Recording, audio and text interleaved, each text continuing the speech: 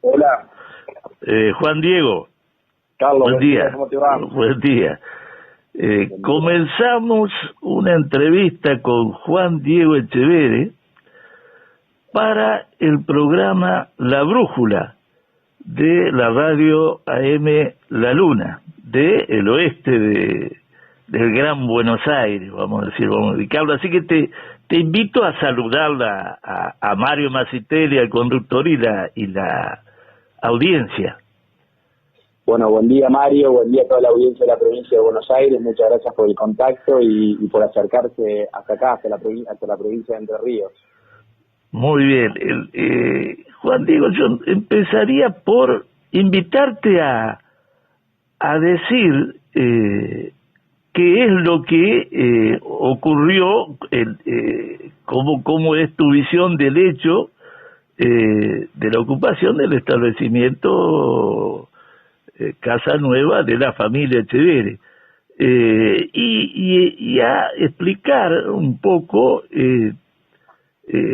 esos los antecedentes del hecho, es decir, la cuestión de la sucesión, ¿no es cierto? Y el conflicto que se crea en la sucesión de tu padre, ¿no? Te Claro. invito a eso.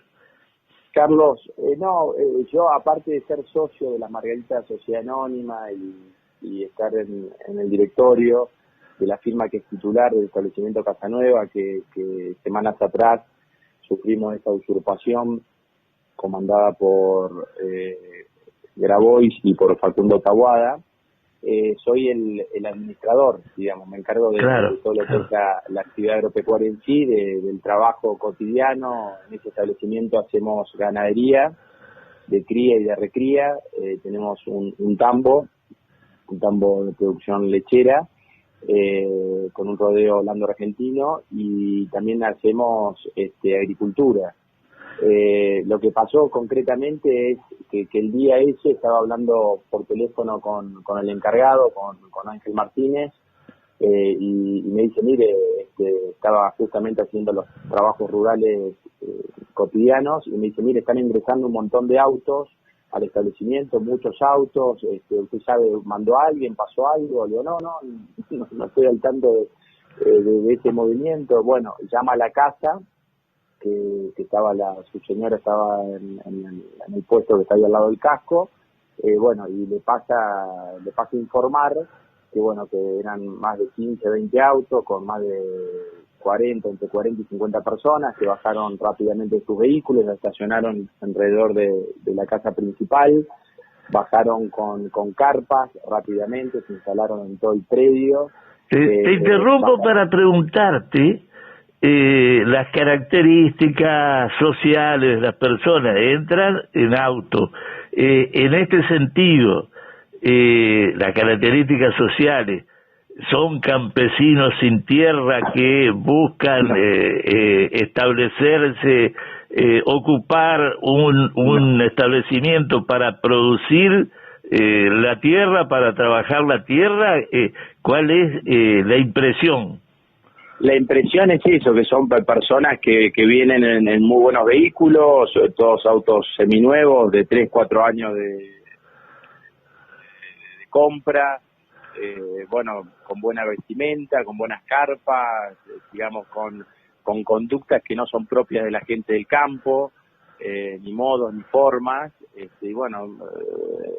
digamos, esa fue la primera impresión, que venían a ocupar como si fueran mandados por alguien. Acto seguido yo llamo a la mujer de la que está ahí, que cuida la casa o el casero, y me atiende casi llorando, diciéndome que había muchísimas personas que estaban adentro del casco, que la estaban gritando, que le pedían las llaves de la casa, que no la tenían porque la teníamos nosotros en Paraná. Este campo está en Santa Elena, a 130 kilómetros de Paraná. Sí. Entran a la casa de la señora, le revuelven todas sus pertenencias personales, a los gritos, en ese momento la sacan, y el señor Facundo Taboada, que es el que se identificó todo el tiempo como socio de Juan Grabois, la agarra del cuello, le saca el teléfono y en ese momento que yo estaba hablando con ella, me dice quién sos, en muy malos términos, que yo le digo que qué es lo que está sucediendo, que soy el encargado del establecimiento, que qué es lo que estaba sucediendo. Dijo, bueno, nosotros somos los nuevos dueños de este establecimiento, venimos a ocuparlo, venimos de parte de Juan Grabois, y a partir de ahora este campo es nuestro. Esa fue la comunicación que yo escuché por mi teléfono celular, a través del teléfono de la señora que estaba ahí muy violentada, y a partir de ahí empezó una situación muy fea donde se le restringió la libertad a las personas que trabajaban ahí en el establecimiento, se le asignaban zonas donde podían, digamos, trasladarse, y zonas que estaban prohibidas, y a partir de ahí, bueno, se afectó los trabajos normales, habituales, la rutina del establecimiento. Sin ningún lugar a duda. Lo primero Claro. que pasó es que hubo 2 días que no se pudieron ordenar las vacas en ordeña, eso generó infecciones, generó mastitis, generó pérdida de producción presente y futura. Después todos los que son los pastoreos, la gente que trabaja en el campo, hay gente que vive en el campo y gente que va y viene, que vive en localidades cercanas o pueblos cercanos, y todo eso se vio impedido de funcionar adecuadamente, y aparte el nerviosismo de toda gente que está acostumbrada a una rutina de trabajo, como es en el campo, con tranquilidad, sin digamos, estos hechos de violencia y coercitivos están muy lejos de un funcionamiento normal de un establecimiento. O sea que la parte de la ganadería también sufrió pérdida, y la agricultura, sin lugar a dudas, porque se alteraron fechas, no se pueden atender los cultivos como hay que atenderlos, y tampoco pueden ingresar el personal, ingenieros, veterinarios, bueno, todo el personal que son extra establecimientos, pero que ayudan a producción. Te interrumpo, te pregunto, te invito más bien a comentar la cuestión de la sucesión de tu padre y el tema de quién interviene, quién abre la tranquera, vamos a decir, del establecimiento, por decirlo simbólicamente, ¿no es cierto?, que sería tu hermana, y la historia, en lo posible, lo más breve posible, ¿no es cierto?, de la sucesión, ¿no?, y de este desencuentro con tu hermana. Claro, para ser muy concretos, Carlos, Dolores Echeverre, mi hermana, se terminó de desprender, digamos, en este caso, de las acciones de las Margaritas S.A., que es una sociedad, es una persona jurídica, donde hay accionistas. Una accionista era mi hermana, que cuando falleció mi padre heredó acciones, y en el año 2018, o sea, hace más de 2 años, se desprendió de las acciones de las Margaritas S.A. Es decir, que hace 2 años Dolores Echeverre no era más socia de las Margaritas S.A. Lógicamente que entró al establecimiento, porque el establecimiento agropecuario entra y sale muchísima gente, y así como entran veterinarios, entra el camión de la leche, entra un flete para trasladar a Hacienda, como entra un fertilizador, un sembrador, cualquier persona que está involucrada. Hay mucho movimiento hoy para producción en Argentina, hay que ser muy eficiente, si no uno automáticamente está produciendo pérdida. Así que ella ingresó de esa manera, y con la confianza que la persona que llegó ahí se presentó, y bueno, y a partir de ahí se inició todo lo que ustedes conocen. Pero es importante destacar esto, Carlos, que esto se quiso presentar como una cuestión familiar. Al no ser más socia hace 2 años Dolores Echeverre de las Margaritas S.A., no es una cuestión familiar.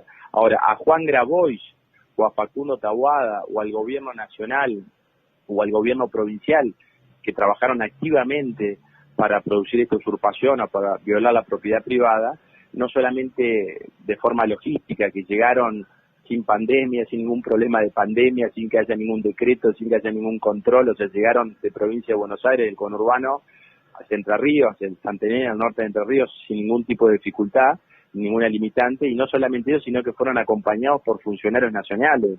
Estamos hablando de funcionarios del Ministerio de Derechos Humanos de la Nación, estamos hablando de funcionarios del gobierno de la provincia, el director de Cultura de la provincia. O sea, llegaron con asistencia del gobierno nacional y provincial, y esto es lo que preocupa. Y no solamente eso, sino que a las pocas horas de nosotros haber establecido la denuncia por usurpación y violación de la propiedad privada, intervinieron funcionarios nacionales como Victoria Donda en el juzgado, permanentemente para tratar de ir llevando el proceso judicial. O sea, fue una intervención de la justicia de Entre Ríos, de hecho. Eso para darle un marco. ¿Cómo fue el tema sucesorio? Mi padre falleció en el 2009, a partir de que fallece, a los pocos meses, mi hermana empieza a vender las distintas participaciones societarias o familiares. A los pocos meses vende la participación de Sociedad Anónima Entre Ríos, que era del diario, de Echeverría Rural, que es una consignataria que tenemos.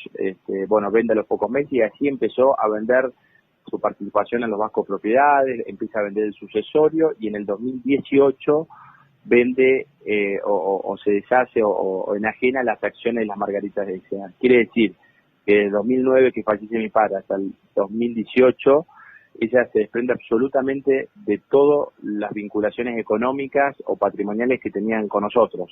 Bueno, el patrimonio de la sucesión se va adelantando al cobro, vamos a decir, efectivo de los... Vendió, claro, Dolores vendió los derechos sucesorios. O sea, Dolores vendió no solamente las participaciones accionarias de las diversas sociedades que ella heredó, sino que después vendió los derechos y acciones de la sucesión.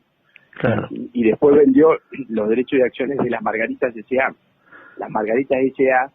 es la dueña de establecimiento Casanueva. No es una sucesión, no, es una sociedad anónima, una persona jurídica.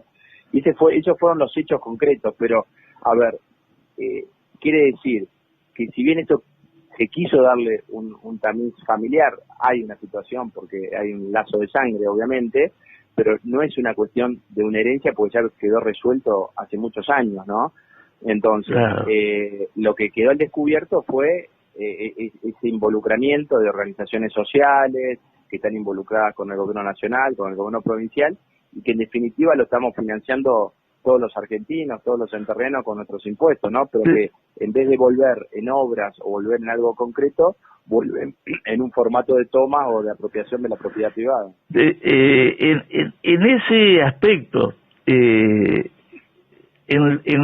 la asociación entre Dolores Echeverría y Graboy y estos movimientos que son más bien sociopolíticos, ¿no es cierto?, que tienen su programa, yo he escuchado, es público, que tu madre dice quien gana acá es Graboy.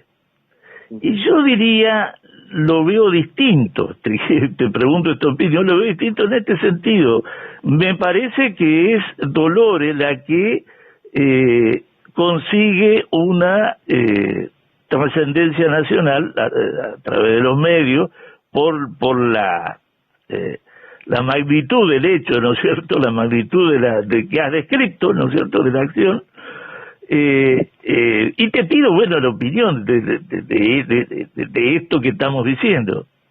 Claro, no, yo lo veo como que, a ver, la veo, me da un poco de pena, ¿no es cierto? La veo como que ha sido utilizada por lo que acabas de decir vos, políticamente, por estos movimientos pseudopolíticos con financiación. La verdad es que cuando uno ve que no tiene derechos, nadie puede transferir lo que no tiene, ¿no es cierto? O sea, que nadie puede dar a otro lo que no tiene. O sea, que eso desde el punto de vista de lo jurídico, de lo patrimonial, no había derechos que defender.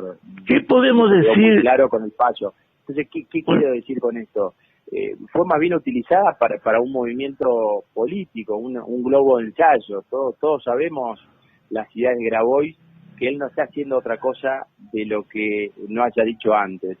Antes de las elecciones, él le había dicho que él quería avanzar sobre la propiedad privada. Y meses atrás dijo que no iba a haber 1 o 2 Guernica, iba a haber 5, 10, 15, 20 Guernica. Y digamos que eso lo está materializando. Me parece que eso es lo que sale a la luz de todo esto. Y también sale a la luz cuando el gobierno dice, con Alberto Fernández a la cabeza, dice, no está mal lo que está haciendo Grabois. Entonces es una invitación a estos movimientos políticos sociales a que avancen sobre la propiedad privada, porque no fue un hecho aislado. Ahora, y lo de Bariloche, lo de Provincia de Buenos Aires, con distintos relatos, Carlos. Claro. A ver, digámoslo así, con distintos relatos, porque a nosotros nos decíamos que éramos Suiza, que había 5% de pobres. O sea, nosotros hemos venido con una historia de relatos. Atrás del relato viene una justificación sobre ciertas acciones posteriores. Y nosotros, o por lo menos yo lo entiendo de esa manera, que han querido construir un relato para llevar adelante una acción que, bueno, que realmente están convencidos que es como tiene que desarrollarse la Argentina de ahora en más, ¿no? A este punto yo te preguntaría, si no hay, esto que dice Alberto Fernández, ¿no es cierto?, el presidente, hay en el fondo una idea correcta, la idea de salir del hacinamiento de las grandes ciudades, descentralizar población, descentralizar demográficamente, también si lo miramos al asunto con una mirada estratégica, con una mirada a largo plazo. La pandemia nos está pidiendo eso, la forma en que la humanidad se va a tener que organizar es distinta, que se va a tener que organizar, me refiero fundamentalmente a las aglomeraciones, a la urbanidad y a la ocupación de la tierra, a la ocupación de el campo, no me refiero a la ocupación a la invasión de campo, me refiero a cómo se planta la población. Y en ese sentido, no solo mirando hacia adelante, sino mirando la historia, la provincia nuestra, la provincia de Entre Ríos, ha sido una provincia que tuvo toda una política de población colonizando. Es decir, yo voy a tomar una opinión acá que Huergo, no cualquier persona, el ingeniero Huergo, el director de Clarín Rural, cuando le preguntan, Magdalena Ruiz Guillazú le pregunta qué opinaba de los dichos de Fernández, bueno, diciendo en el fondo, es interesante la idea. Dice, sí, es así. A ver cómo lo ves vos a esto, de que es importante una planificación, una estrategia de llevar población a trabajar la tierra, bueno, por supuesto también a crear industria, a crear fuentes de trabajo que sean industriales, no solamente agrícolas, y en ese sentido recuerdo el antecedente de la política de colonización que yo voy a traer en un programa que se escucha en Buenos Aires, el recuerdo de que un bisabuelo tuyo fue gobernador de Entre Ríos y que hizo una política de colonización muy importante con tierras fiscales. En este momento hay 500.000 hectáreas reconocidas su posesión fiscal por el gobierno de la provincia. Más o menos te pregunto tu opinión sobre esto. Sí, yo creo, Carlos, que la Argentina no tiene derecho a tener los niveles de pobreza que tenemos, el nivel de atraso que tenemos. Uno cuando va para atrás en la historia ve que desarrollamos la educación más importante de Latinoamérica, desarrollamos la traza vial ferroviaria más importante de Latinoamérica. O sea, la Argentina siempre fue pionera en muchas de las cuestiones que hacen al desarrollo. Hoy en día nos encontramos con una pobreza estructural. Pareciera que todo lo que tuvimos en el pasado hoy tiene olor a óxido, a ruin, y lo que tenemos que cambiar son las condiciones económicas del conjunto de la sociedad. Me parece que lo que hay que generar, y coincido con vos, que no tiene que por qué tener la Argentina los niveles de hacinamiento que hay en el conurbano. Eso es un atentado a la inteligencia, es un atentado a la humanidad de todos nosotros. Sino que tenemos que generar modelos de desarrollo que nos permitan generar riqueza, que la Argentina genere riqueza. Eso es lo fundamental. Me parece que habiendo generación de riqueza, habiendo generación de creación de industria, como acaba de decir vos, teniendo una política agroindustrial fuerte, donde la Argentina siempre ha sido pionera, nos permitiría una redistribución de la población, ¿no es cierto?, muy apegada a lo que es la producción, a lo que es el trabajo, lo que es la industria agroindustrial. O sea, me parece a mí que todas esas condiciones tienen que ir dándose, pero dentro de un marco económico que esté en funcionamiento. A ver, hoy la Argentina, para decirte algo, lo hemos conversado con vos, es la segunda país del mundo con mayor presión tributaria, o sea, es el segundo país en donde sus ciudadanos contribuyen con su sueldo, con su salario, con sus impuestos, a nivel mundial, el segundo país para financiar un gobierno que no está devolviendo ni en la calidad educativa, ni en infraestructura, ni en conectividad, o sea, ni en justicia. O sea, los servicios básicos que tiene que dar el Estado, hoy no lo está dando, y sin embargo es el segundo país del mundo con mayor presión tributaria. Entonces me parece que tiene que haber una respuesta primero desde la política, tiene que haber una respuesta desde la política, tiene que haber una reorganización política mucho más austera, mucho más ajustada a nuestra realidad, y a partir de ahí sí dar las condiciones para que se establezcan inversiones, hacer migraciones inteligentes, porque digamos, dentro de la pobreza, que estén un poco más acá, un poco más allá, es transmitir pobreza de un lugar a otro. Me parece que la situación de fondo no cambiaría. Lo que tenemos que cambiar son las condiciones para que esas personas que hoy están fuera de la economía, digamos, de una economía sana, puedan estarlo, ¿no es cierto? Me parece que ese es el gran desafío que tenemos como sociedad nosotros. Se los incluya, se integre la nación, se los incluya y se desarrollen las fuerzas productivas de la nación. Terminando esta entrevista, yo te voy a hacer una pregunta sobre otra cosa completamente distinta. Bueno, sobre el diario. Expliquemos que el Diario de Paraná fue fundado por el tío tuyo, Ibar, dice que no solo tu bisabuelo, sino el padre de Raúl Uranga, Cándido Uranga, Eduardo Larbencena, que fue gobernador, por un grupo de radicales. Sí. El diario fue muy importante como medio de prensa, como vocero intelectual. Recordemos, yo me voy a atrever a hacer, para un público que es de Buenos Aires, me voy a atrever a hacer referencia a que ahí escribió un socialista histórico como Elio Lessi. Escribió Amaro Villanueva, Marcelino Román, y nada menos que el más grande poeta que ha tenido Argentina, en mi opinión, ¿no? Juan L. Ortiz, nuestro Juan L. Ortiz. Y tuvo un periodista del nivel de Guillermo Alfieri, ¿no es cierto? Que fue un hombre perseguido por la dictadura. Tu padre, el director del diario, lo acogió en el diario. La pregunta, yo te iba a hacer una pregunta muy sencilla: si habías hecho periodismo, si habías trabajado en el diario, y que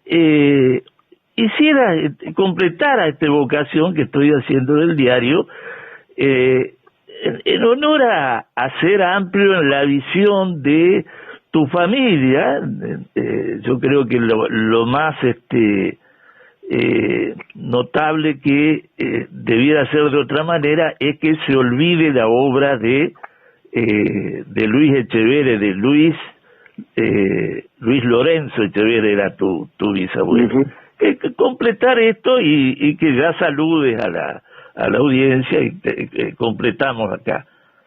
No, la verdad, Carlos, que el diario fue una historia familiar muy fuerte, ¿no es cierto? Nosotros nos criamos en el diario, nuestro abuelo dedicó su vida al diario, nuestro bisabuelo fue uno de los fundadores, como bien dijiste vos, y yo recuerdo desde muy chico, la pasión que tenía mi padre. Iba muy temprano a la mañana hasta el mediodía, volvía a almorzar, volvía al diario y volvía a la noche, y después llegaba a las 2 o 3 de la mañana una vez que salía la edición impresa. O sea que la vida del diario la vivimos intensamente porque era una cuestión familiar, y era una cuestión de mucho movimiento cultural, como bien decías vos. Papá era una persona muy abierta a todas las voces, decía que la tribuna del diario era una tribuna que tenía que estar abierta a toda la sociedad, y eso lo hacía. Había periodistas de centro izquierda, había periodistas de izquierda, había visiones de derecha, digamos, se trataba de darle al lector toda la visión, todas las visiones políticas, económicas y sociales que había. El diario, por esa actitud de ser un órgano imparcial, siempre fue perseguido en su momento por el gobierno de Perón, que hubo 14 expropiaciones, 14 clausuras y una expropiación, y también fue perseguido en la época de los militares. Nosotros teníamos permanentemente policías acá por los atentados y las denuncias de bomba y todo eso, o sea que por uno o por otros gobiernos el diario fue incómodo porque reflejaba el palpitar de la sociedad.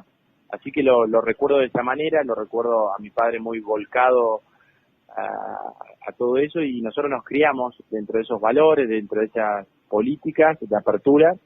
Yo estudié en Buenos Aires abogacía, después me fui a estudiar un máster en administración de empresas, después estuve haciendo trabajos en el diario El País de Madrid, un año, después en el diario Clarín en Buenos Aires y en el diario La Nación. Así que mi formación también obedece al mundo de las leyes, al mundo de la economía y al mundo de la pluma, porque he estado no solamente en el periódico de mi familia, sino en periódicos de trascendencia nacional e internacional.